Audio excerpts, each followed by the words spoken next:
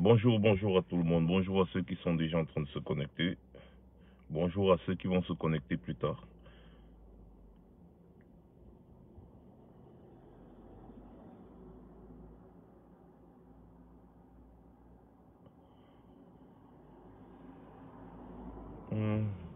Permettez-moi de faire vite un partage et puis je reviens. Je reviens vers vous le temps qu'on se connecte, le temps qu'on partage. Et ensuite, je reviens vers vous, les gars.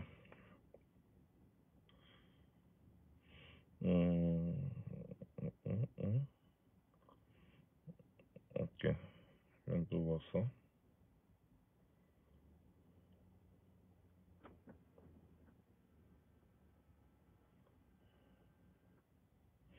Ah, d'accord, c'est bien ce que je pensais.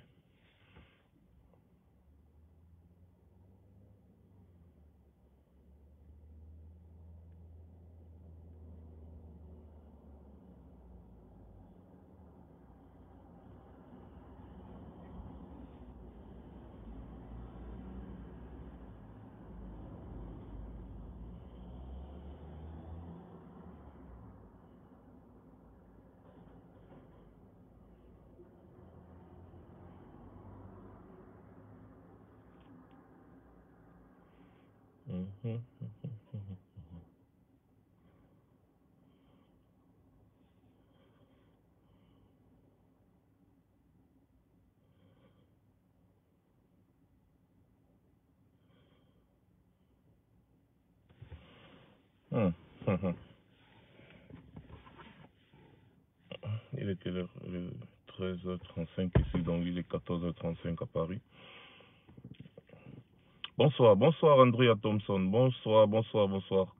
Maximum de partage, les gars, maximum de partage. Il y a quelque chose de très important qu'il faut absolument qu'on fasse attention. Il faut absolument qu'on fasse attention. Vous savez, dans ce que nous sommes en train de nous engager, il faut des éclaircissements à chaque fois s'il faut. C'est-à-dire, à chaque fois, il faut des éclaircissements. C'est pas pareil.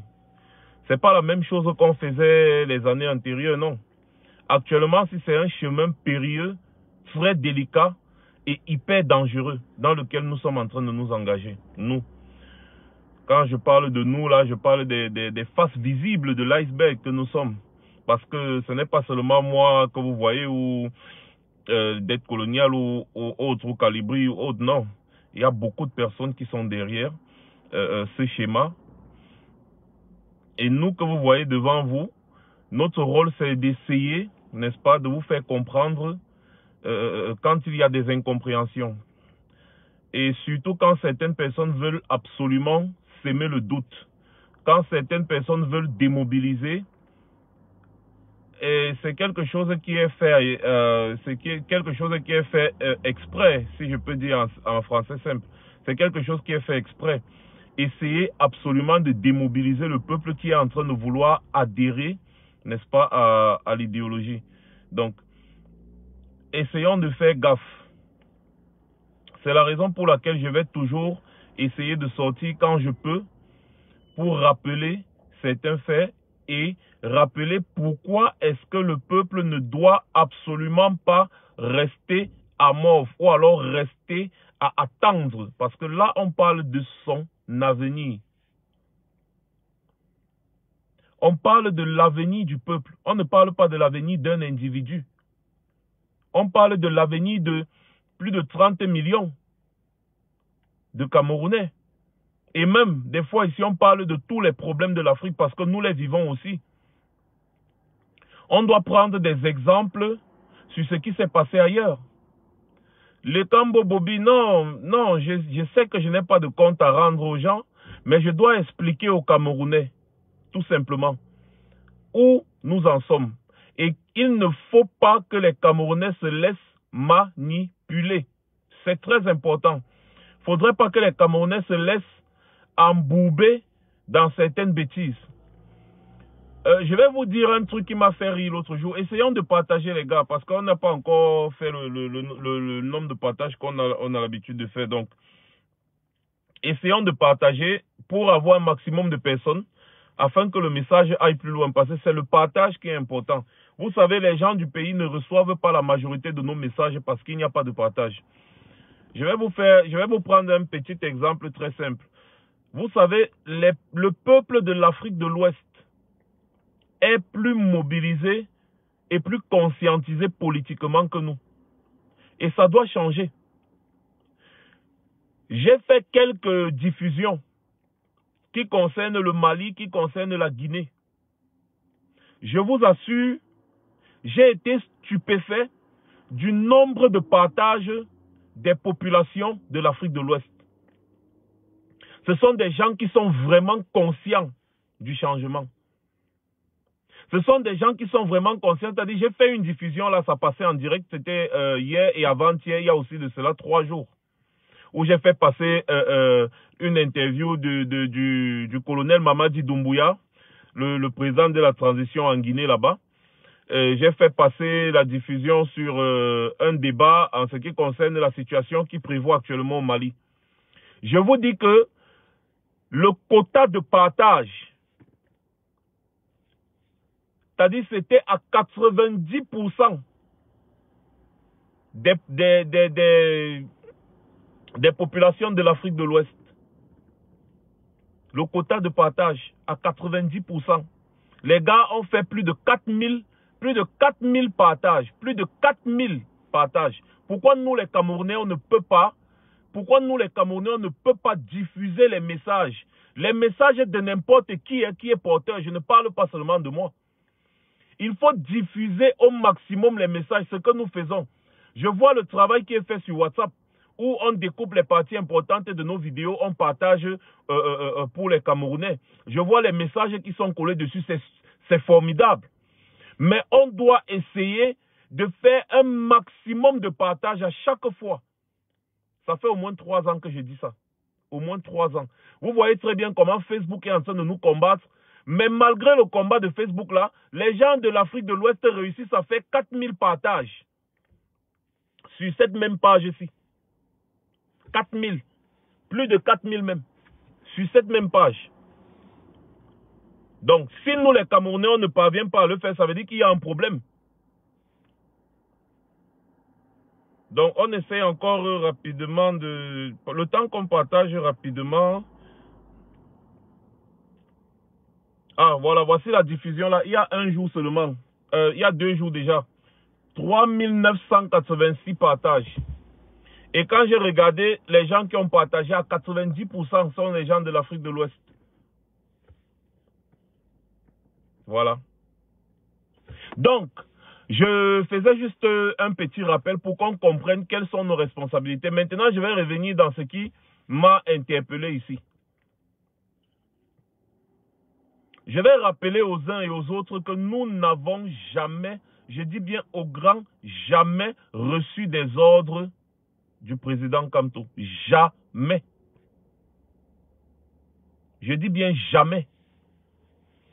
Quand je suis passé à Afrique Média en 2019, après qu'on soit allé chasser Biya de Genève, la question principale de celui qui posait les questions à Afrique Média, c'était quelles sont nos relations avec le président Kamto et avec le MSC. C'était en 2019. Nous avons tenu à rappeler, donc, j'ai tenu à rappeler que nous agissons en tant que des citoyens soucieux du changement. Nous ne recevons des ordres d'aucun politicien. Si nous soutenons le président Kamto, eh bien c'est parce que c'est lui qui a gagné les élections de 2018 et nous avons les preuves. C'est la raison pour laquelle nous le soutenons. Nous le soutenons parce qu'il a été victime d'injustice, parce qu'à cette période-là, il était en prison, incarcéré par le régime Biya. Nous avons dit, nous ne pouvons tolérer une telle injustice. C'est lui qui a gagné les élections, vous avez volé, vous avez truqué, et maintenant vous l'enfermez encore. Pourquoi? Si nous agissons en sa faveur, ça ne veut pas dire que nous recevons des ordres de lui. C'est depuis 2019. Parce que quand nous avons commencé à organiser des manifestations ici en diaspora pour le soutenir. C'est effectivement parce qu'il avait gagné les élections. Il ne nous a jamais demandé. Je vais vous rappeler, le 7 octobre 2018, devant l'ambassade du Cameroun, après les élections, par rapport à tous les résultats des bureaux de vote que j'avais reçus, devant 4000 personnes, 4000 et poussières de Camerounais qui me suivaient, il n'y avait pas un autre Camerounais qui avait mon audience. Je vous rappelle ça. Parce qu'à un moment donné, il faut essayer de rappeler pour qu'on rétablisse bien les faits. J'ai été le premier Camerounais à déclarer le président Kamto vainqueur. Les preuves sont là. Avant que lui, le lendemain là, il est parti déclarer sa victoire. Il a dit qu'il a marqué le pénalty. Moi, j'avais déjà dit ça en direct. Que nous avons un nouveau, le 3e président de la République du Cameroun. C'était en direct sur Facebook. Hein. Donc, c'est une façon de rappeler aux uns et aux autres que nous n'avons jamais et au grand jamais reçu des ordres du président Kamto. Nous le soutenons ouvertement. Nous le prenons comme celui qui a gagné et qui tient tête au régime Biya. C'est tout. À aucun moment, nous n'avons signé un contrat avec soit le parti politique MRC ou avec autre chose. Non. Je vais encore vous rappeler que toutes les mobilisations qu'il y a eu ici en diaspora, c'était en majorité, il y avait beaucoup de personnes et des représentants de beaucoup d'autres partis politiques. De beaucoup d'autres partis politiques. Je vais vous citer Maman Augusta Epania par exemple. Elle est de l'UPC. Il y avait un autre monsieur là, responsable du SDF. Ils sont toujours là. Hein? Donc c'est une histoire des Camerounais soucieux du changement. Donc s'il y a des personnes qui ont toujours eu à rappeler cela, c'est bien nous. Donc ce n'est pas aujourd'hui que vous allez venir essayer de faire comprendre aux Camerounais que nous travaillons sous les ordres du président Kamto. Ça, c'est le travail des sardinards. Ça, c'est le travail des sardinards. Je répète ça encore pour que certains comprennent bien. Nous soutenons l'idéologie de quelqu'un. Ça ne veut pas dire que nous travaillons pour la personne. Ça, c'est d'abord le premier point. Et ça veut dire également que, étant donné que nous sommes libres, eh bien, nous pouvons décider de prendre un autre chemin à un moment donné. C'est tout à fait normal. Les activistes, c'est ça. C'est-à-dire, l'activiste, lui, il veut le changement. L'homme politique planifie. J'ai fait diffuser ici un débat. Vous avez écouté une dame qui est plus activiste et un politicien en face. Les deux n'avaient pas le même langage. Les deux étaient un peu comme s'ils étaient même en confrontation. Parce que la position des hommes politiques ne sera jamais la position des activistes. Ce n'est pas seulement au Cameroun, comme certains veulent vous faire croire. Non, ce n'est pas seulement au Cameroun que ça se passe. C'est comme ça partout. D'ailleurs, tout à l'heure, dans maximum 2 heures de temps, je vais encore diffuser un autre débat. Je vais diffuser, parce qu'il faut que les gens comprennent, que les gens s'éduquent un peu. Les deux veulent le changement. C'était le débat sur la situation du Mali. Les deux veulent le changement, mais comme en face, il y avait un homme politique et de l'autre côté, il y avait une dame qui est activiste. Ils n'avaient pas la même position. Pour l'homme politique, c'était qu'il fallait se modérer. Pour la dame politique, c'était qu'il fallait cogner fort. C'est comme ça partout. Pour la femme politique, c'est que vous, les politiciens, vous aimez trop dire que modérer, aller aux élections, faire ceci, faire cela, machin, truc. Et pour nous, pour les activistes, c'est qu'il faut cogner fort. Et l'homme politique disait que non, vous les activistes, vous êtes trop impulsifs. Vous les activistes, vous êtes ceci, vous les activistes, vous êtes cela. Ce n'est pas nouveau au Cameroun. Et c'est la définition même de l'activiste. Un activiste peut soutenir un homme politique quand il estime que l'homme politique là tient tête à celui qu'il combat parce que les deux mènent le même combat. Mais l'activiste n'est pas obligé d'utiliser les méthodes de cet homme politique.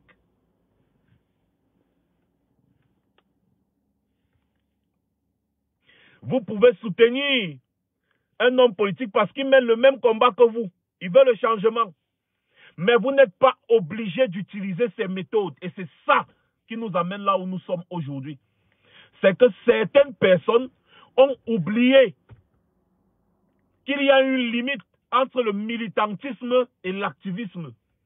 Certaines personnes veulent absolument imposer l'idéologie d'un parti politique dans un combat.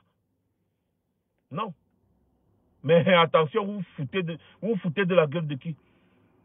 Et c'est pour ça que nous sommes là en train de discuter à ce niveau. C'est pour ça que le débat est à ce niveau. Je vais vous rappeler que la majorité des personnes qui parlent ici là en diaspora ne sont pas des porte-parole du MRC.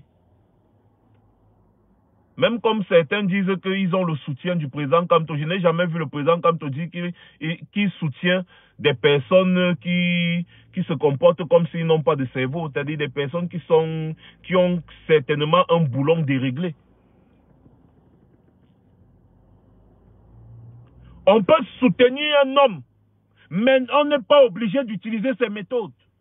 On peut dire que oui, bon, toi tu tiens tête au régime Biya, mais tes méthodes là, vraiment continue avec tes méthodes. Nous on a même voulu essayer parce que voilà, on se disait que voilà, ça pouvait marcher. Mais on voit que ça ne marche pas. Vas-y avec tes méthodes, nous on va prendre une autre méthode. La curiosité du Camerounais, c'est quoi? C'est que le Camerounais, lui, il n'agit jamais comme ça se voit ailleurs. Au lieu que des personnes comprennent cela idéologiquement et se classent le genre, si vous voyez que vous ne pouvez pas suivre les gens dans une logique, vous les laissez. Si les gars là veulent se brûler, non, ils vont se brûler. Le Camerounais, lui, il oublie son combat et il commence à te combattre toi parce que tu as dit que tu changes de méthode. Il commence à te combattre pour t'imposer, te dire que jamais. C'est la méthode du monsieur là qu'on doit utiliser. C'est la méthode du monsieur là qu'on... C'est exactement dans ça qu'on se trouve là actuellement. Et maintenant, pour jeter l'opprobre sur vous, ils vont commencer à dire, vous combattez le monsieur, vous combattez sa méthode, vous le combattez, vous voulez le nuire, vous voulez le nuire. Ils oublient qu'hier, ils étaient en train de dire, le monsieur est le plus puissant, il est le plus fort, et il est celui-là qui tient tête. Ils oublient que hier, ils étaient en train de dire, nous là, on ne vaut rien. Mais comment des gens qui ne valent rien vont faire pour nuire à un monsieur avec un statut aussi important? Soyez souvent honnête envers vous-même. Que chacun apprenne à être honnête envers soi-même. Nous, on fait comment pour nuire à un monsieur qui a un statut aussi important que le président Kamto? On fait comment pour le nuire? Nous là, nous les petites personnes que nous sommes là. On fait comment pour le nuire? Vous cherchez juste des faux prétextes pour vous attaquer aux gens. Ce n'est pas le président Kamto qui vous a envoyé. Il ne vous envoie pas. Parce que lui là, il a toujours été d'accord qu'il ne faut pas s'attaquer aux gens. D'ailleurs, il avait fait un communiqué dessus pour dire que toutes les personnes haineuses, c'est-à-dire des personnes qui ont un sale langage, ne parlent pas en son nom. Le communiqué est là. Donc tout ce que vous dites, vous parlez à votre nom. Et c'est plutôt vous qui utilisez le nom du président Kamto pour vous faire voir. Pendant que nous, on fait tout pour s'éloigner complètement de lui parce que les Sardinats avaient mis cette idée-là dans la tête des gens que nous travaillons pour Maurice Kamto. Non, nous ne travaillons pas pour lui. Il n'est pas notre donneur d'ordre et il n'est pas notre leader. À quel moment est-ce que nous sommes obligés de suivre son idéologie? Non. Les gens sont libres d'arrêter le combat et de militer. Faites votre militantisme tranquillement, mais ne cherchez pas à empiéter sur ce que d'autres personnes font. Si ces personnes ont décidé d'être brutales, eh bien, soit. En quoi est-ce que notre brutalité c'est contre le MS ou bien contre le président Kamto. En quoi? En quoi est-ce que nous disons que nous sommes prêts à aller jusqu'à la confrontation armée avec le régime Biya? Nous pensons même que c'est la seule solution. En quoi est-ce que c'est un affront pour le président Kamto? En quoi? Rien.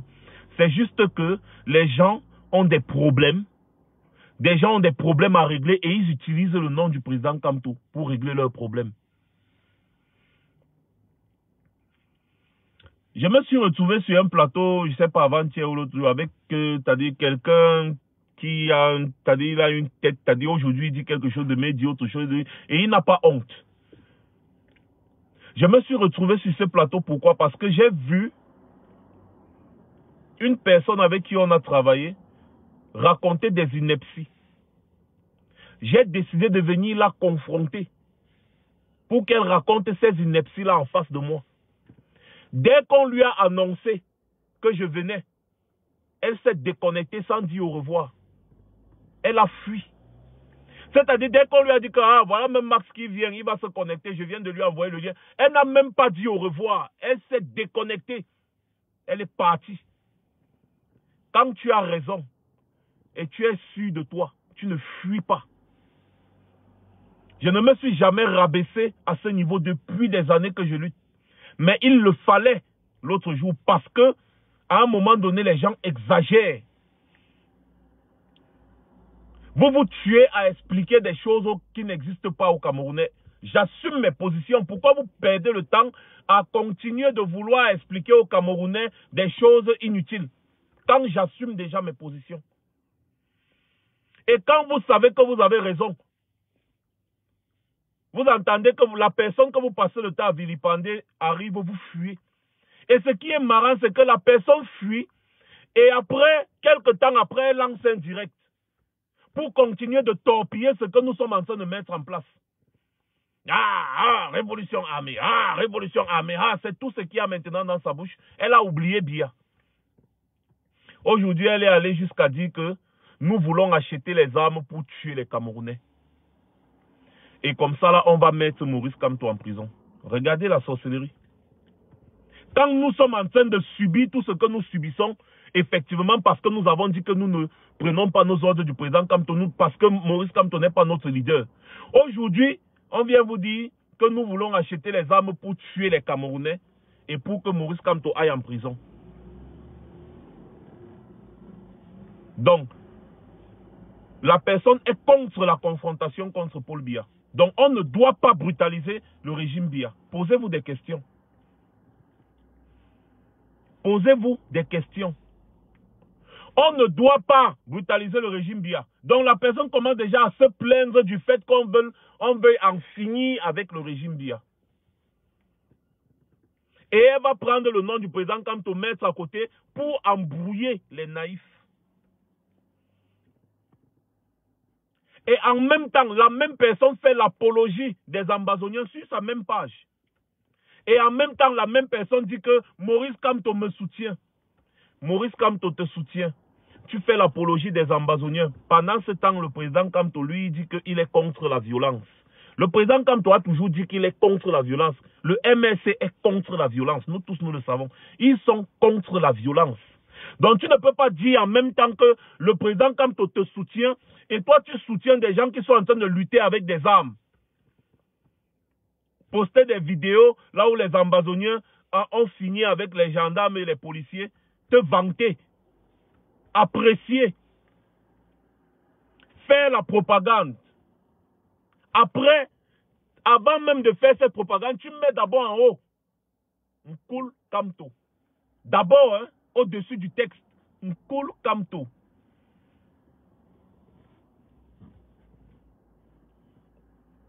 Nous savons, je suis en train d'exposer quelque chose ici, là. Je n'aime pas parler des gens, je ne vais même pas prononcer quelqu'un. Je vous expose juste des faits pour que vous compreniez très bien que la lutte dans laquelle nous sommes est très risquée. La personne avec qui tu manges aujourd'hui, c'est la même personne qui peut te tuer demain. C'est Compaoré qui avait signé avec Sankara. C'est Mobutu qui avait fini avec Lumumba. Les exemples sont légion. Votre rôle, c'est de partager ces réflexions afin que les gens ne tombent pas dans ces pièges de manipulation. C'est très important. Parce que des vrais combattants vont se concentrer sur l'objectif comme nous sommes en train de faire. Concentrez-vous sur l'objectif. L'objectif, c'est BIA. Vous ne pouvez pas nous changer parce que nous avons pris une décision. Là, j'ai 36 ans. Donc, qui va venir me mettre les choses dans la tête? Que non, vraiment, ce que tu fais là n'est pas bien. Moi, donc, BIA est en train de tuer les Camerounais. Il est en train de tuer le peuple. Le sang coule. Et vous me dites que non, on doit préserver le sang de BIA. C'est ça. Après, comme si ça ne suffisait pas, vous venez encore expliquer aux Camerounais que nous n'avons pas les moyens, que nous avons faim. C'est-à-dire, l'excès de familiarité engendre le mépris. L'excès de familiarité engendre le mépris. C'est-à-dire, pour le simple fait d'avoir un peu rigolé avec des gens, montrer les dents avec eux, ces gens pensent que vous êtes pareil ou alors vous êtes des égaux. Je vais vous rappeler quelque chose, et c'est ça que les gens n'aiment pas comprendre. Ce que nous avons fait ici, en tant que sans-papiers, imaginez si nous avions les papiers. Par exemple, imaginez si nous avions les papiers. La majorité des bavardologues qui sont là aujourd'hui, tous étaient ici en diaspora et ils avaient des papiers. Donc, ils pouvaient très bien faire des choses, mais ils n'ont jamais rien fait. Nous sommes arrivés en diaspora, nous n'avons pas attendu l'élection présidentielle parce que je vous rappelle qu'en 2017, j'étais contre l'élection présidentielle. Début 2018, on m'a convaincu que bon, puisque la situation est comme elle est et que l'élection présidentielle c'est en octobre, il serait plus judicieux, n'est-ce pas, de porter un candidat. Comme ça, là, si BIA tombe, le prochain président va venir, il va résoudre la crise anglophone, il va tout résoudre. J'ai dit oui, c'est une bonne réflexion. Et j'ai porté un candidat pour l'élection de 2018. Et j'expliquais ici aux Camerounais qui étaient dubitatifs. Ils sont nombreux ici. Je leur expliquais que non, il faut qu'on aille aux élections comme ça. Si BIA vole encore, on va faire les manifestations. C'était ça le programme. C'était ça le projet. Que si BIA vole, on va faire les manifestations, on va contester, il va partir. J'ai été stupéfait. Que c'est encore aujourd'hui, en 2021, que quelqu'un vient me dire que, bon, on va aller aux élections. Comme ça, si BIA vole, comme ça, là, le peuple va se lever. Quelque chose que j'expliquais déjà aux Camerounais depuis 2017-2018. Donc, vous voyez qu'il y a beaucoup qui sont complètement perdus. Vous venez expliquer à quelqu'un qui est convaincu qu'il faut encore aller aux élections. Ne faites pas d'amalgame. Je ne combats pas le MRC. Nous ne combattons pas le MRC ni le président Kamto. Nous n'utilisons pas simplement leur méthode. Et je vous ai dit ici que leur méthode, c'est normal parce que le MRC est un parti politique légal. Un parti politique ne peut jamais prôner la violence. Et le président Kamto également ne peut jamais prôner la violence.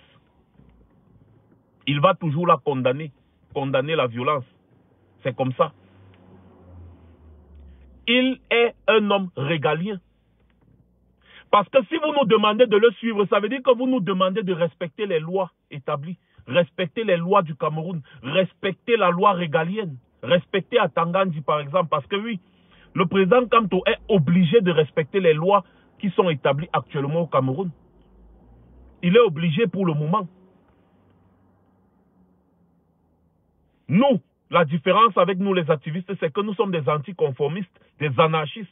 Nous ne respectons pas les lois établies. D'ailleurs, nous ne reconnaissons pas BIA comme président de la République, donc nous ne pouvons respecter ces lois.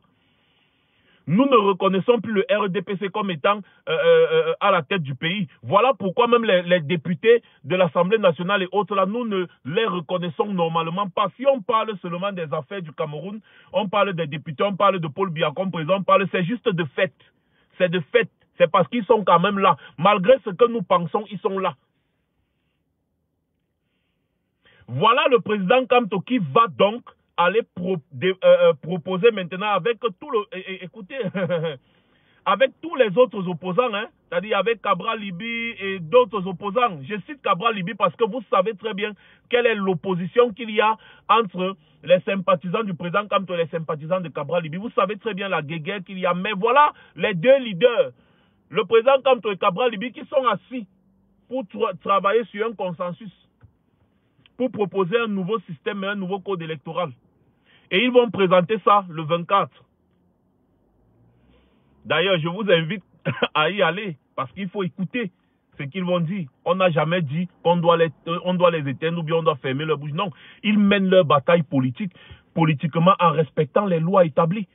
Nous ne respectons aucune loi. Il est là, il travaille. S'il se considérait comme un dieu, il n'allait jamais avoir besoin de Cabral Liby et de toutes ces personnes-là pour travailler sur ce programme-là, sur ce système électoral-là, pour la réforme du système électoral. Il ne devait pas avoir besoin d'eux, non. Il devait se considérer comme étant le patron le puissant. Et il devait dire que je travaille seul et je propose. Les autres veulent me suivre, ils me suivent. Ils ne veulent pas me suivre, ils laissent. Il montre la voie à ses partisans. Il montre que lui fait des consensus. Mais les gens sont ici, là, ils parlent en son nom, ils disent parler en son nom, mais ce sont eux qui créent les guerres entre les personnes, qui mentent ouvertement, qui créent la haine, qui veulent jeter l'opprobre sur les gens, qui accusent les gens à tort et à travers, inutilement, des accusations mensongères. Et après, vous vous réclamez du président Kamto. N'importe quoi. Nous disons encore que lui n'est pas notre leader parce que nous appartenons à une entité activiste. Et le leader d'un parti politique ne saurait être le leader d'une entité activiste. Après, maintenant, on va venir vous dire, ils ont dit qu'ils vont vous présenter un leader. Oui, on va vous présenter un leader de la révolution. On va vous présenter, c'est un travail qui va être fait. Vous pensez qu'on se lève un matin, on dit que oui, voilà le leader, oui, machin, truc. Tout ça, on va vous présenter.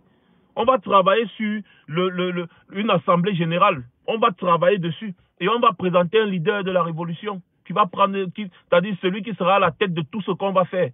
C'est comme ça que ça fonctionne. Ça n'empêche pas les politiciens de travailler. Nous ne sommes pas des politiciens. Nous ne suivons pas les politiciens. En fait, on peut suivre pour un temps et on voit que ça ne marche pas comme on veut. On change de trajectoire. Ça ne veut pas dire que nous les combattons. Ceux qui se tuent à vous faire croire que nous combattons le président Kamto, c'est eux, en réalité, qui sont en train de vouloir absolument détruire cette lutte. Mais malheureusement pour eux, ils ne peuvent pas. La raison pour laquelle ces personnes sont en train de nous vilipender matin, midi, soir, aujourd'hui, c'est quoi? C'est que j'aurais dit que voilà, le président Kamto est mou, le changement dans la paix. Posez-leur la question de savoir que, ok, d'accord, on leur donne raison. Maintenant, avant ça, ils nous vilipendaient. Pourquoi? Avant ça, quand on soutenait le président Kamto, c'est-à-dire, on chantait le nom du président Kamto ici, matin, midi, soir. Même pendant Suivi Cameroun, pendant que nous on battait la campagne de Suivi Cameroun, c'est toujours eux qui étaient en train de nous combattre. L'un d'entre eux est même sorti jusqu'à traiter le président Kamto d'escroc. Il est sorti, il a fait un direct qui est passé à Vision 4, où il disait qu'il faut boycotter Suivi Cameroun. Il faut boycotter Suivi Cameroun. Le président Kamto était un escroc. Il demandait qu'on lui rembourse les 100 € qu'il a cotisés. Vous voulez qu'on vous rappelle les faits? Si on ne parle pas, ce n'est pas parce qu'on ne peut pas parler, c'est juste qu'on simplifie beaucoup de choses. Et c'est cette personne-là aujourd'hui que ces gens disent que non, c'est lui qui est le leader de la brigade anti-Sardina. Non, c'est lui, il est le grand général. Non, c'est lui, non, c'est lui. Quelqu'un qui a soutenu le RDPC, même quand nous nous battions pour le hold-up, contre le hold-up électoral, la personne appelait le président Kamtoto.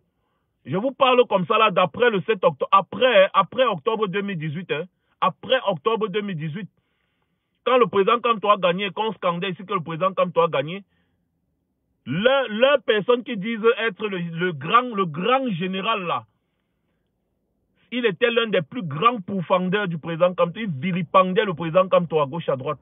Pendant ce temps, nous, on chantait le nom du président Kamto matin, midi, soir.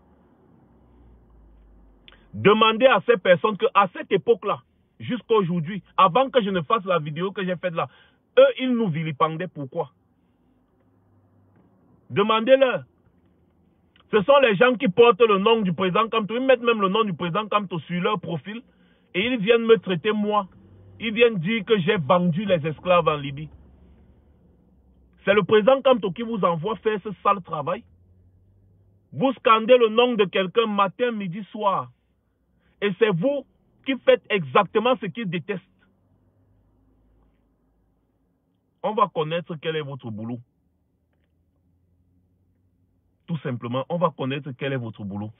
L'autre vient dire que, il y a un autre là qui vient dire, Valérie Luther King dit, vous appartenez au leadership de Leti. Ça, ce sont les sardinats. C'est des sardinats. Donc, il ne faut même pas tenir compte. Et toutes les personnes qui ont ce genre de langage, c'est des sardinats. Parce que quelqu'un de réfléchi et qui ne veut pas détruire va savoir que tout ceci, ce n'est que du sabotage. On vient nous raconter des histoires de Leti. Comme si c'est ça qui nous nourrit. Et quand tu vas leur demander les preuves, personne d'entre eux n'a les preuves. Je vous prends juste des exemples. Hein. Par exemple, cette histoire de Leti, c'est toujours les mêmes arguments que les mêmes personnes utilisent. Calibri est venu ici, il a exposé son problème pour les avocats et consorts. Ces mêmes gens sont sortis commencer à le vilipender. Il faut qu'il aille travailler. Il faut que ceci, il faut que cela. Comme si l'argent là que les soutiens de Calibri lui donnent sort de leur poche. Après, on va vous dire, non, il y a tel qui ne rend pas compte de ceci. Quelqu'un fait une collecte et elle fait exactement ce pourquoi elle a dit qu'elle va faire la collecte. Mais vous trouvez quand même le moyen de venir saboter la personne. Des gens demandent à une personne, lance une cagnotte parce que nous ne pouvons pas lancer une cagnotte, nous allons tontiner. La personne lance la cagnotte, les soutiens de la personne tontinent. En quoi est-ce que vous, ça vous regarde?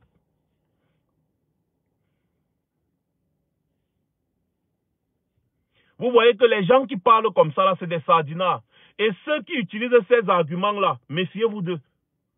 Je vais vous dire, j'ai des amis, laissez, des gens s'amusent. J'ai beaucoup d'amis ambazoniens, certains anciens membres même du consortium, certains, les ambazoniens que vous connaissez là, qui m'ont appelé, ils m'ont dit que, mais qu'est-ce qui ne va même pas chez vous? On voit telle personne là qui se comporte comme ça. J'ai seulement dit que méfiez-vous de cette personne-là, tout simplement. Après, maintenant, il me dit, oui, c'est vrai, parce que ce qu'on voit là, c'est pas normal. Comment tu peux à tout prix essayer de vouloir condamner le fait qu'on dit qu'on va brutaliser Biya? Comment? Le combat, si on a besoin d'expliquer beaucoup de choses pour que les gens comprennent que des fois même il y a certaines choses qu'il faut zapper. Parce que ce que certains sont en train de faire, ça encourage les sardinats. Ça encourage les sardinats. Je vous prends encore l'exemple du laitier. Je vois peut-être Calibri. Calibri a un problème avec son avocat. Je prends ma carte bancaire et je mets 50 € ou bien je mets 100 € pour que Calibri aille régler son problème d'avocat. Je suis un soutien de Calibri.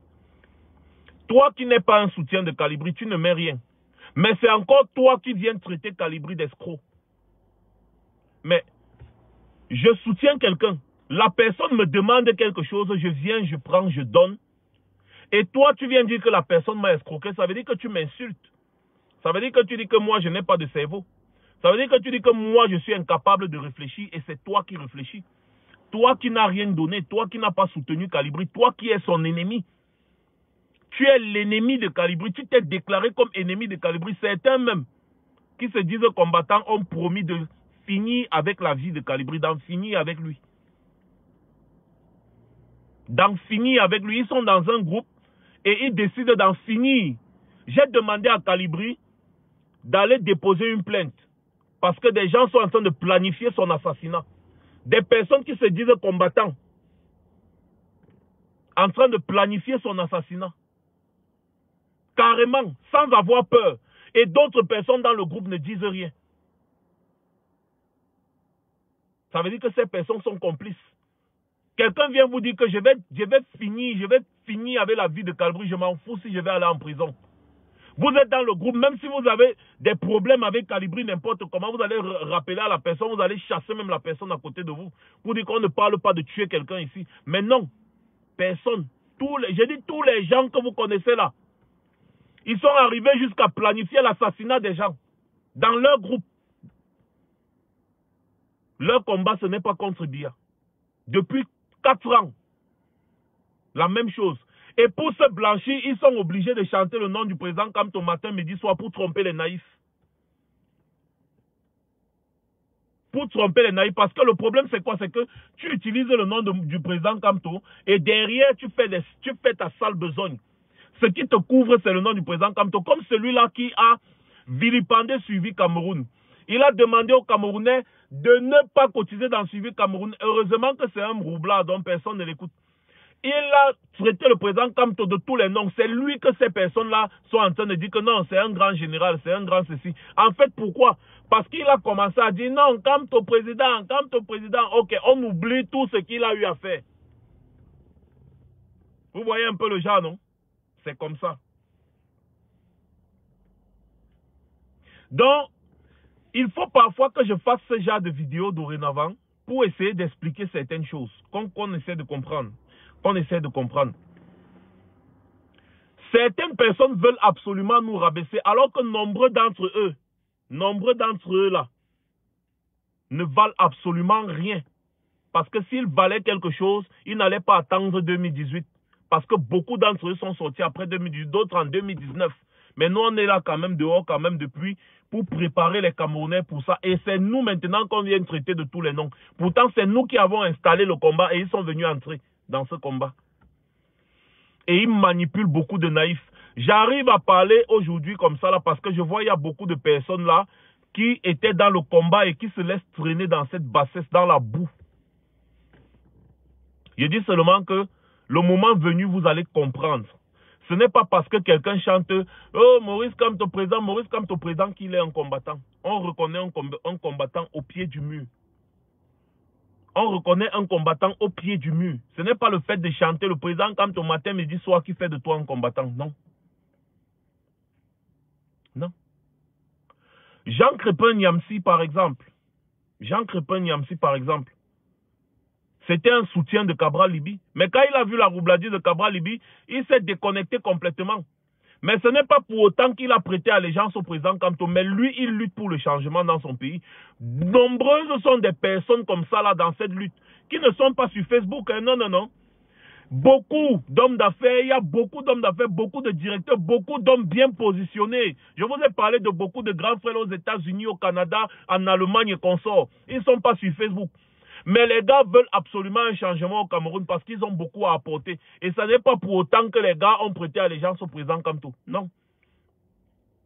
Il y en a même parmi eux que tu leur dis, il te dit que, petit frère, moi je suis arrivé à un niveau que même si un homme politique devient Jésus, même s'il devient Mahomet, je ne peux pas lui faire confiance. C'est-à-dire quelqu'un te dit ça, hein, carrément. Donc lui, dans sa tête, dans son idéologie, c'est que lui là, il ne peut plus jamais faire confiance à un homme politique, quel que soit ce que l'homme politique prouve. Mais il veut le changement au Cameroun. Vous voyez un peu? Et il est prêt à soutenir quiconque peut lutter pour ce changement. Ça ne veut pas dire qu'il fait confiance à la personne à 100%. Non, non, non. Il voit que tu luttes pour le changement. D'accord, il va soutenir. Si tu luttes pour le changement, d'accord, il va te soutenir. Mais il ne te prête pas allégeance. Parce qu'il se dit que demain, tu peux rater à gauche, tu peux rater à droite. Voilà la réalité. Voilà ce dans quoi nous nous trouvons aujourd'hui. Les Camerounais sont nombreux qui veulent absolument que ce régime parte. Et le langage que nous devons utiliser aujourd'hui, c'est un langage qui peut les pousser, n'est-ce pas, à la révolte. Parce que j'ai aussi compris que beaucoup de personnes, disent que la révolte n'est pas bien. Moi et Wanda, on va passer par une révolte dans ce pays-là. Et je dis encore qu'il faut renverser le régime Biya par tous les moyens. Même s'il faut arriver aux armes. Il faut utiliser les méthodes que le régime Biya utilise pour se maintenir au pouvoir. Il faut utiliser les mêmes méthodes pour le faire partie du pouvoir. Je parle mal. Ce n'est pas le même français qu'on parle ici. Donc, il y a beaucoup de choses qu'il faut absolument mettre en place dans cette lutte pour éliminer complètement la manipulation. Parce que la manipulation, ça détruit un peuple. Vous allez voir, on va arriver à un niveau dans ce combat où, même après le régime Biya, les gens vont continuer de se taper dessus jusqu'à s'entretuer. Au rythme où ça part là. Parce que quand des gens peuvent sortir des mensonges sur les gens, jeter les gens à la vindicte, essayer de jeter les gens à la vindicte populaire. Parce que je vous rappelle que nous sommes toujours dans la réaction. Jamais on ne s'est attaqué à quelqu'un. Nous sommes toujours dans la réaction. On fait des choses et les gens viennent s'attaquer à nous. Et ils sous-entendent. Peuple camerounais, je fais cette vidéo aujourd'hui pour vous rappeler que si nous disons que nous voulons lutter contre le régime Biya, ce n'est pas contre vous que nous luttons. Au contraire, c'est avec vous que nous allons lutter contre le régime Biya. Même si aujourd'hui on a les armes à feu. Ces armes à feu, ce n'est pas contre vous. C'est contre le régime Biya. Donc ceux qui viennent vous expliquer que les armes à feu, c'est contre vous là, c'est des malhonnêtes. C'est des gros malhonnêtes. Ce sont les mêmes gens qui expliquaient aux anglophones hier que les Amba Boys vont les tuer. Que les Amba Boys portent les armes, ils vont commettre des massacres. Ce sont les mêmes gens qui expliquent aujourd'hui que les Amba Boys commettent des massacres contre les populations au nord-ouest et au sud-ouest du Cameroun. C'est le même langage. C'est les mêmes arguments qu'ils utilisent. Que ce sont les Amba Boys qui ont tué les enfants à Kumba. Les Amba Boys ont pris les armes contre la population. Pourtant, les Amba Boys ont pris les armes contre le régime Biya. Quand les gens se retrouvent en train de venir dire de la même chose là, vous-même, vous réfléchissez. Que nous là, on veut prendre les armes pour tuer les pauvres Camerounais. Ça veut dire par ricochet que la personne sous-entend que nous voulons nous battre contre le peuple camerounais et donc que le peuple camerounais ne doit pas nous suivre.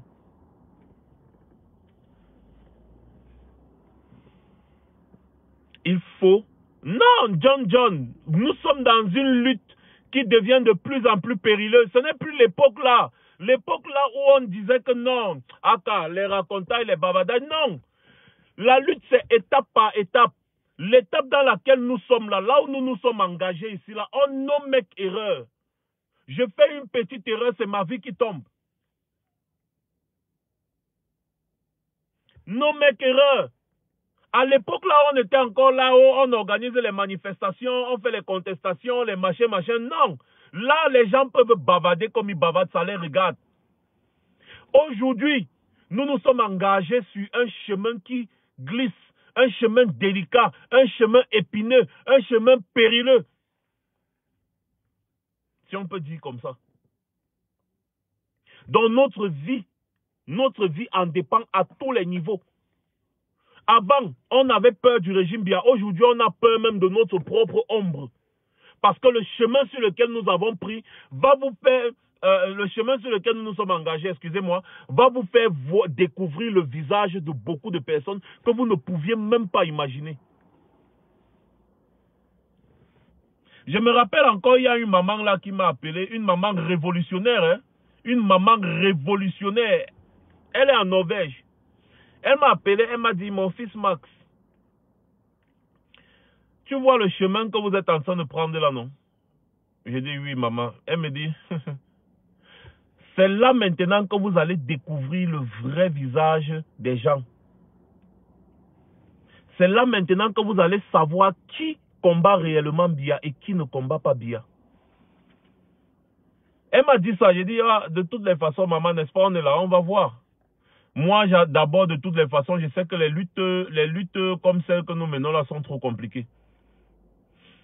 Elle m'a dit que c'est là, et c'est là que vous allez voir le visage de chacun. Les gens vont chercher des prétextes pour s'attaquer à vous. Parce qu'en réalité, ces gens ne sont pas des lutteurs. Tout simplement. Observe et tu vas voir. Et c'est ce que nous sommes en train de vivre. On dit qu'on va combattre le régime Biya. Mais les gens commencent à nous combattre. Les gens font des vidéos matin, midi, soir, jusqu'à utiliser une plateforme qui sert à collecter l'argent pour aider les prisonniers politiques pour nous combattre. Matin, midi, soir, mensonge, diffamation, tout pour nous combattre. Or, nous avons seulement dit que non, le régime Biya là ne peut pas tomber pacifiquement. Nous allons engager un autre chemin. Rien qu'à cause de ça, parce que nous avons effectivement dit ce qu'il faut. Parce que nous nous sommes attaqués à ce qu'il faut s'attaquer. Et là, le régime Biya se sent menacé et il active maintenant ses soupapes. C'est comme ça que ça fonctionne. Parce que tant qu'on est encore là, on va manifester en diaspora pendant 100 ans. Le régime Biya sera toujours là. On va manifester, les journaux vont parler. On a essayé, non? On a compris que le régime Biya va tout faire, il va se conforter. Il va envoyer son ambassadeur à l'ONU pour se blanchir. C'est ce qu'ils ont toujours eu l'habitude de faire. Dès qu'on fait un truc, on dépose les revendications, on part, on rencontre tel. C'est des diplomates, qu'est-ce qu'ils font? Ils mettent le régime Biya au courant de la situation. Ils disent, mais qu'est-ce qui ne va pas? Expliquez-nous. Le régime Biya maintenant envoie l'ambassadeur, son ambassadeur qui est à l'ONU là. Ils envoient l'ambassadeur. C'est le ministère des Affaires étrangères qui fait ça. Ils envoient leur ambassadeur, il va, ils se rencontrent et ils dialoguent. Et le pire dans tout ça, c'est quoi? C'est que le régime Biya a la capacité de leur dire que, ah, ne vous mêlez pas de ça. Vous voyez la mine d'or qui est là-bas à tel endroit, non? Bon, on va vous donner un contrat sur ça même pour 100 ans ou pour 50 ans. Laissez le sujet si ce n'est pas un sujet important. C'est normal, c'est des opposants, il faut qu'ils contestent. Le régime Biya va venir leur déposer des faux bilans, les fausses maquettes. Que voilà, nous sommes en train de réaliser ci, nous sommes en train de réaliser ça, nous sommes en train de réaliser. Ce n'est pas facile, mais on y va doucement, doucement. Les gars vont dire, ah ok, d'accord, bon, de toutes les façons, c'est bon. Voilà comment ça se passe. Hein. Pendant que nous, on se plaint là, on va se plaindre chez Macron, on va se plaindre chez tel, on va se plaindre chez tel. Le régime Biya envoie son ambassadeur avec les dossiers comme ça. Ils partent s'asseoir. Pendant qu'ils sont en train de parler là, nous, on n'est pas là. Hein. Vous êtes toujours surpris de voir l'Assemblée générale de l'ONU, l'ambassadeur du Cameroun est là, non? Il parle, tu crois que le Cameroun, c'est le paradis. Malgré les sanctions des États-Unis, malgré ceci, malgré cela, le Cameroun est toujours là, ok. Pendant ce temps, la France est toujours en train de mettre son veto que personne ne touche le Cameroun. Tant que personne ne touche le Cameroun, c'est ma chasse gardée. C'est comme ça que ça fonctionne. Et nous sommes toujours là. Et donc, lorsqu'on attaque maintenant le point, c'est-à-dire le point qui peut pousser les Camerounais à comprendre que mon frère, à l'heure ci là, je sors, je vois un niais qui veut me faire ci ou ça, mon frère, je vais seulement le dégommer. À ce moment-là, maintenant, le régime Biya comprend que nous avons touché le point. Et vous voyez ce que nous subissons aujourd'hui. C'est exactement la même chose que beaucoup de leaders ambazoniens qui parlaient de la lutte armée ont subi. Et vous savez que les anglophones sont très intelligents. Ils ont extirpé toutes les personnes qui étaient en train de déranger dans leur lutte. Ils les ont jetées. Ils ont compris que ces personnes-ci là, ces personnes ne sont pas vraies. Vous voyez Padi Asanga,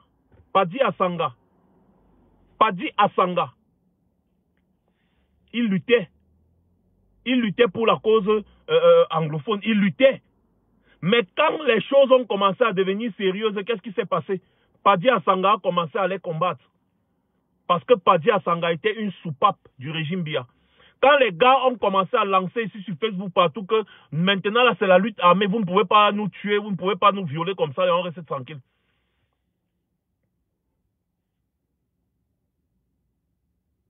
Padi Asanga, je cite son nom. Padi Asanga. Il s'est retourné. Non, quelle lutte armée? Vous n'avez pas les moyens. Vous ne pouvez pas lutter. Vous n'avez pas exactement le même langage que je suis en train d'écouter ici. Et vous n'avez pas les moyens. Qui? Mac Barrett a dit ça. Machin, vous n'avez pas les moyens. Vous n'avez pas les moyens. Vous ne pouvez pas lutter contre un État établi. Laissez ça. Vous voulez tromper le peuple. Vous voulez tromper le peuple. Je vous prends l'exemple de Padi Asanga, mais ils étaient nombreux. Ils étaient nombreux. C'est comme ça que les ambazoniens les ont extirpés. Et les ambazoniens ont mené leur lutte. Et ceux qui ont commencé la lutte, ils étaient sur le terrain. Ils ont commencé la lutte et ils ont demandé le soutien de la diaspora. C'est comme ça que les soutiens se sont mis en place. Ils étaient sur le terrain et les jeunes ont commencé à se défendre sur le terrain. Donc les choses que les gens vous disent qu'il faut que nous on aille au Cameroun, la plus grosse bêtise qui n'a jamais existé. Après, ils viennent vous dire que les leaders ambazoniens sont des docteurs, les leaders ambazoniens sont des médecins, ils sont les ceci, ils sont les cela. C'est parce qu'ils n'ont plus d'arguments. Il ne faut pas seulement être docteur pour être leader. Sinon, c'est que tous les Camerounais, c'est que Paul Biya n'est même plus au pouvoir. Parce qu'on a trop de docteurs, on a trop d'avocats, on a trop de professeurs au Cameroun. Mais pourquoi est-ce qu'ils n'ont pas pris la tête d'une lutte? Vous voyez que c'est un argument fallacieux. N'importe qui peut se léser un jour, quelle que soit sa classe sociale, quel que soit son rang social, quel que soit son niveau même intellectuel, peut se lever et haranguer les foules. Le printemps arabe est parti du fait d'un commerçant qui s'est immolé.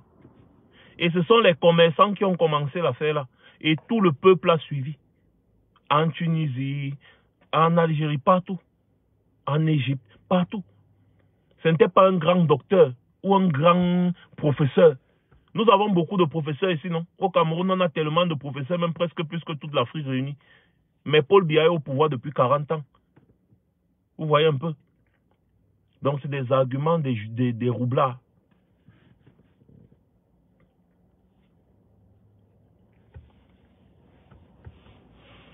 Cette lutte-ci, il y aura beaucoup de ça. Il y a beaucoup de sardinats déguisés qui sont dans cette lutte en train de faire un sale boulot. En train de faire un sale boulot. Donc, ce que je vais dire, chacun d'entre vous là, qui êtes connecté, comme vous partagez le live, c'est très important. Mais ne vous limitez pas à partager le live. Partagez le message. Connectez-vous avec les gens du pays. Chacun d'entre vous peut organiser un petit groupe au pays. Un petit groupe. C'est exactement la technique que les Ambazoniens font. Certains viennent vous parler des Ambazoniens, ils ne les connaissent pas. Moi, je vous parle parce que je cause avec beaucoup de leaders ambazoniens. Ça, c'est une tactique qu'ils ont mis en place ici, là, sur Facebook. Chacun d'entre vous peut avoir un petit groupe au pays. Un petit groupe au nord, au sud, à l'est, à l'ouest, partout. Chacun d'entre vous, là, vous pouvez former des petits groupes. Petits groupes. Et on attend le moment venu pour lancer un assaut. Un assaut simultané. Donc, ne vous sentez pas exclu. Ne vous sentez pas exclu. Vous aussi, vous pouvez faire quelque chose. Vous connectez avec certains jeunes de confiance au pays. Vous formez vos petits groupes. C'est comme ça. Les révolutions, ça part toujours de quelque chose. Il y a certains activistes de l'Afrique de l'Ouest là, avec qui on parle souvent, avec qui on cause souvent, même du Congo. Et je salue d'ailleurs mon ami Donald, l'homme des métros à Paris. Et avec qui on parle souvent, il dit souvent vraiment, en majorité, les Camerounais, nous comprenons que c'est des blagueurs. Je te dis. Comme je vous dis là, les gars nous traitent, ils disent que non, vous blaguez beaucoup, vous jouez trop. Je me rappelle, je causais avec Donald l'autre jour, il me dit que regarde un peu le boycott des Congolais contre les artistes là. Ça ne blague pas. Vous savez que les gars avaient mis le feu là-bas partout à Paris, les gars ne jouaient pas. Ils ont décidé que l'artiste ne joue pas et l'artiste ne va pas jouer. Qu'est-ce qui s'est passé? Après là maintenant, quand Kofi Olomide a annoncé ça, on a dit que zéro. La préfecture a dit que c'est trop risqué. C'est trop risqué, c'est trop risqué. C'est comme ça. Ce régime-ci là ne respecte rien ni personne. Mon dernier message dans cette voiture et que j'aimerais que vous partagez massivement, ça s'adresse aux hommes en tenue. Depuis 2013, comme ça, je crois, 2011, je crois, hein, 2011-2012, vous êtes confrontés à une guerre sans merci au nord du Cameroun. Depuis 2017, une bonne partie d'entre vous êtes confrontés à une guerre au nord-ouest et au sud-ouest contre nos frères qui ont décidé de se défendre avec des armes à feu parce qu'ils se faisaient tuer. Le problème, c'est que vous vous faites tuer. Hein. Il y a des milliers et des milliers de soldats qui sont déjà tombés depuis 2011, là, je crois. Il y a des matchs de football qui se sont joués au Cameroun. Le plus récent, c'était avant-hier, si je ne me trompe pas. Le plus récent, c'était avant-hier, si je ne me trompe pas. Et ça se jouait au stade de Japoma. Mes chers frères militaires, C'était le Cameroun qui recevait la Côte d'Ivoire. Le match a commencé. Même pas une minute de silence à la mémoire de vos collègues, de vos frères d'armes qui sont tombés au front. Je vais vous rappeler qu'il y a de cela quand même 4 ou 5 jours, 11 d'entre vous, non, 11 d'entre vous ont perdu la vie. Je vais vous rappeler, parce que je ne parle pas des ambazoniens, je parle d'abord des militaires de Biya. C'est très important. Au nord-ouest et au sud-ouest, sous les balles, n'est-ce pas, des ambazoniens. 11. D'un coup. On a vu les images, c'était choquant. Le match s'est déroulé au stade de Japoma. Même pas une seconde de silence à votre endroit. Même pas une seconde de silence pour tout ce sang versé. Ces gens n'ont rien à foutre de vous. Allez mourir même 100 000. Ils n'en ont rien à cirer. D'ailleurs, Paul Biya n'est jamais venu à vos obsèques. Aux obsèques de vos collègues. Jamais. Paul Biya n'est jamais venu. Jamais, jamais, jamais. Même les soldats qui sont tombés contre Boko Haram, Paul Biya n'est jamais venu. Jamais. Dans un pays normal, avec tout le sang qui se verse, quand il y a au moins quelque chose qui passe, quand il y a au moins quelque chose qui se passe au pays, nous avons perdu une petite fille de 4 ans, nous avons perdu une petite fille de 7 ans, dans l'espace d'1 mois. Même pas une minute de silence. Ces enfants-là ne méritaient-ils pas même une minute, une seconde de silence pendant un match comme celui-là? J'ai vu beaucoup de combattants jubiler la victoire des Lions indomptables. Ils disent de toutes les façons, le football, machin, truc. Shame on you. Le sang qui se verse au pays depuis là. Même pas une seconde de silence. Mes frères militaires, sachez que vous n'êtes que des chairs à canon. Vous êtes les boucliers des politiciens. Vous ne luttez pas pour la nation camerounaise. Parce que si vous luttiez pour la nation camerounaise, c'est que le Cameroun devait être prospère aujourd'hui. Le Cameroun devait être prospère parce que le Cameroun a tout pour être prospère. Vous êtes en train de contribuer à détruire cette chère patrie. Parce que vous n'êtes plus une armée républicaine, mais vous êtes une milice. Vous êtes devenu une milice aux ordres des politiciens. Or, l'armée, ce n'est pas ça. Regardez le colonel Mamadi Doumbouya.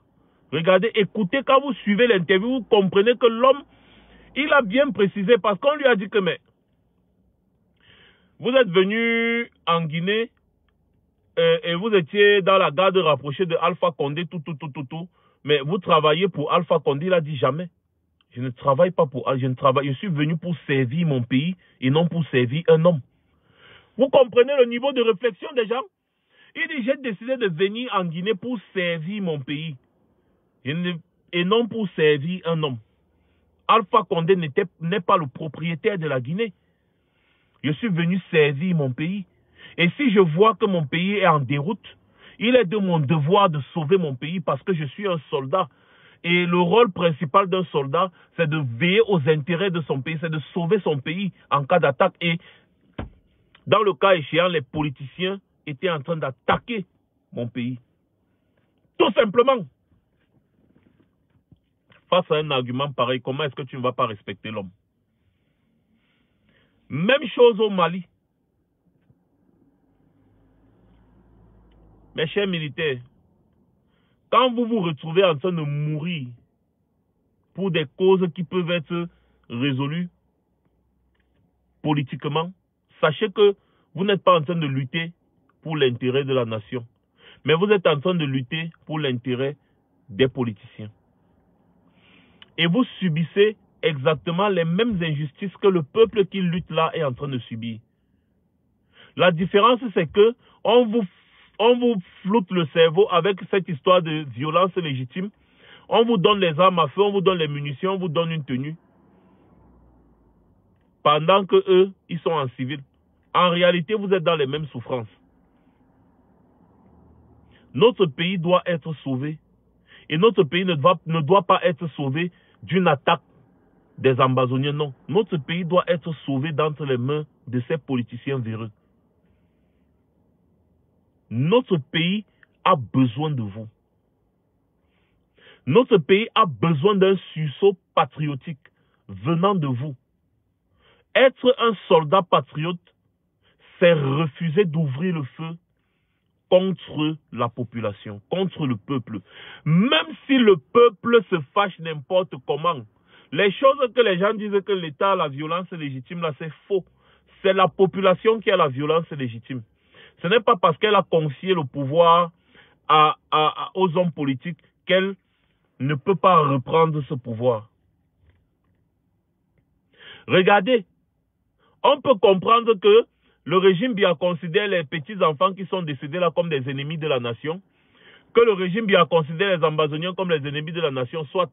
Mais vous, qui êtes les grands défenseurs de la nation, vous mourrez.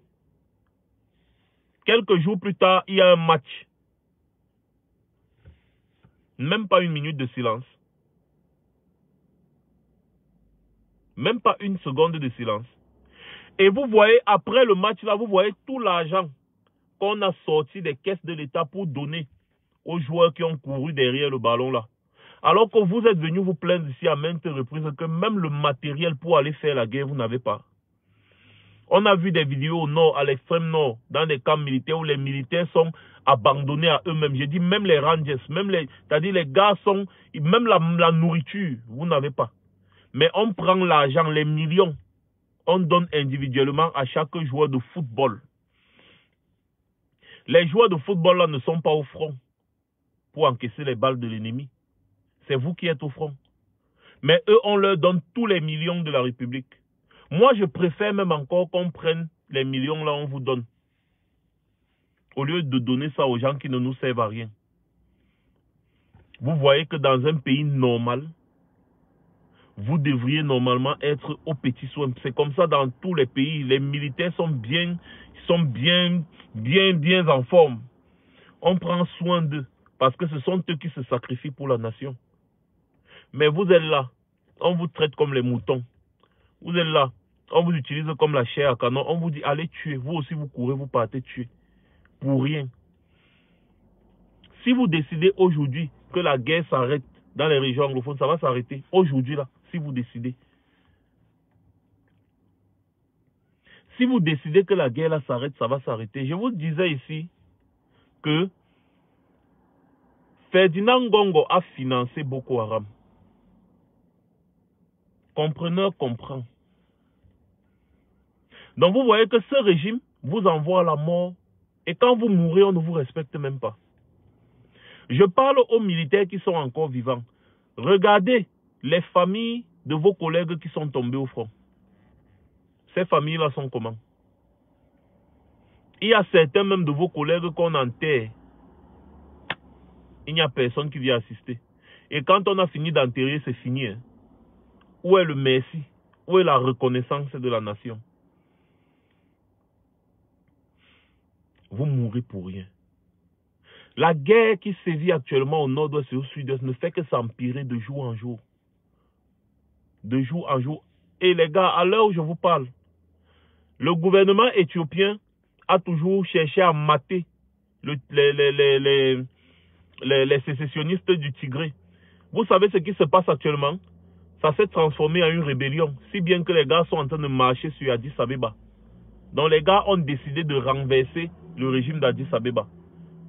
Or, on avait demandé au régime éthiopien de dialoguer avec les sécessionnistes du Tigré. Non. Le régime éthiopien a envoyé les militaires exactement comme Paul Biya envoie les militaires tuer les Ambazoniens là. Donc, le Tigré a décidé de se former donc maintenant en rébellion. Et ils se sont donné les moyens. Et aujourd'hui, ils ont pris ville par ville, ils sont aux portes d'Addis Abeba. Leur objectif, c'est d'aller renverser le premier ministre là. Or, si le monsieur avaient dialogué depuis le début, ce qui n'en serait pas là. Aujourd'hui, il y a une rébellion qui est aux portes de la capitale. Et toute la population de toutes les villes là où ils sont passés les acclament. Il n'y a que les partisans du ministre là, exactement comme au Cameroun, il n'y a que les gens du RDPC qui soutiennent Biya. Ils organisent même les manifestations là-bas à Addis Abeba pour dire nous soutenons le gouvernement, nous soutenons le gouvernement. Or, toutes les villes du pays ont été prises. En quelques semaines, hein, en quelques semaines seulement. Il faut maintenant des petites marmailles en disant non, nous soutenons le gouvernement et pourtant ils sont en train de tomber. Et il y a beaucoup de militaires qui ont décidé de ne pas tuer leurs frères. C'est comme ça que la rébellion là s'est formée. Ce sont la majorité des militaires qu'on a envoyés là-bas. Des militaires qui étaient aussi des ressortissants du Tigré et des zones environnantes. Ces militaires-là ont décidé de ne pas servir le régime d'Addis Abeba. Et ces militaires se sont retournés contre le régime d'Addis Abeba parce qu'on les envoyait tuer leurs frères. On les envoyait tuer leurs frères. Ils ont décidé de ne pas tuer leurs frères. Ils ont décidé en fait de ne plus tuer leurs frères. Parce qu'au départ, on présentait les sécessionnistes comme des terroristes et consorts. Mais quand ils sont arrivés, ils ont commencé les combats. Après, ils ont compris qu'ils ne combattent pas les vrais ennemis. Qu'en réalité, les ennemis, c'est les politiciens qui sont à Addis Abeba. C'est comme ça que ces militaires-là se sont retournés. Et ils ont formé une rébellion, une coalition avec les sécessionnistes tigréens et consorts. Ils ont formé une rébellion. Ils se sont retournés contre le régime d'Addis Abeba. Et aujourd'hui, le premier ministre éthiopien là risque de tomber dans les jours qui suivent. Parce que des militaires conscients ont décidé de ne pas tuer leurs frères. Ils ont compris que le vrai combat, ce n'était pas ça. Et les militaires là ont contesté à plusieurs reprises les hommes politiques que non, essayons de résoudre ça politiquement, essayons de résoudre ça avec le dialogue. Les hommes politiques ont dit non, on ne dialogue pas avec les terroristes, on ne dialogue pas avec... Voilà les militaires là qui se sont retournés maintenant. Donc, vous voyez que vous les militaires camerounais, vous avez un pouvoir que vous ne pouvez même pas imaginer. Et si vous faites NAC, nous allons vous soutenir. On va vous soutenir. On attend que ça. Quand le peuple même va se lever là, vous devez les accompagner.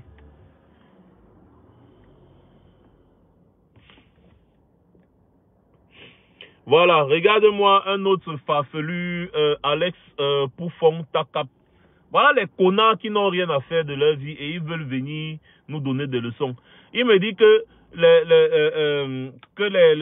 les Tigréens sont soutenus par les puissances étrangères. Et pourtant, les États-Unis viennent de les condamner. Ils ont connu ce qu'ils ont même fait des sanctions contre eux.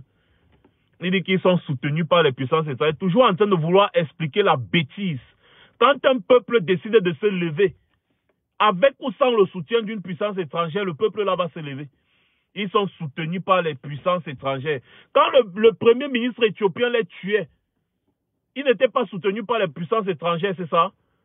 Qui livre les armes au premier ministre éthiopien? On fabrique les armes en Afrique, on fabrique les armes là-bas. Qui livre les armes au gouvernement éthiopien? Ce n'est pas les puissances étrangères là. Donc même si les rebelles sont soutenus par les puissances étrangères, ça fait quoi? Donc les politiciens vont passer le temps à marcher sur le peuple. Et quand le peuple veut se réveiller, on va dire, oh, ils sont soutenus par les puissances étrangères. Moi, des connards comme ça, là, on est en train de parler des choses sérieuses, ils viennent toujours raconter des bêtises. Ils sont soutenus par les puissances étrangères. On fabrique les armes en Éthiopie. On fabrique les chars de guerre en Éthiopie. On fabrique les avions bombardés en Éthiopie. Les chars de guerre que le gouvernement éthiopien utilisait pour aller bombarder les Tigréens là. On fabrique ça en Éthiopie. Ce n'est pas toujours les puissances étrangères là qui leur donnent ça. Donc, vous avez le pouvoir de prendre les armes aux puissances étrangères et tuer le peuple. Et le peuple aussi ne va pas prendre les armes aux puissances étrangères pour se défendre, c'est ça? Des boutmans comme ça là. Quand les vraies personnes parlent, il faut souvent vous taire et vous abstenir de faire des commentaires stupides. Bloquez-moi les bêtises là, dis donc. Ils sont soutenus par les puissances étrangères. Même le colonel Mamadi Doumbouya était soutenu par les puissances étrangères. Les militaires du Mali, là, ils sont soutenus par les puissances étrangères. Quand les dictateurs tuent le peuple, non, il n'y a pas de problème. On oublie que ce sont les puissances étrangères qui soutiennent Paul Biya. On oublie ça. On fabrique les armes au Cameroun. Paul Biya achète les armes. Il achète ça à qui? Ce n'est pas aux puissances étrangères, là. Les avions bombardeurs, les chars de guerre que vous utilisez pour bombarder les Ambazoniens aujourd'hui, ce n'est pas les puissances étrangères qui vous vendent ça. Ce n'est pas un soutien, ça. Est-ce que ce n'est pas un soutien? Et donc, vous utilisez l'argent de l'État pour acheter les armes et tuer le peuple. Et donc, si le peuple aussi veut être soutenu par d'autres puissances étrangères, le problème est où? Il faut établir le rapport de force.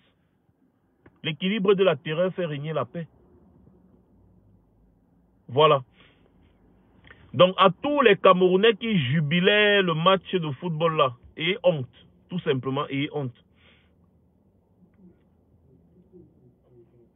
Non, mais sérieux, Caroline, Jacqueline, il y a certaines choses parfois qui m'énervent. Les gens ont souvent de ces raisonnements. On comprend pourquoi l'Africain est toujours dominé. Les gens ont souvent de ces raisonnements farfelus. C'est-à-dire, on comprend, c'est quand même terrible. Hein? Les gens sont en face, ils ont les armes à feu. Moi aussi, j'ai besoin d'armes à feu pour me défendre. Dès que j'achète aussi ma part, on dit que je suis soutenu par les puissances étrangères.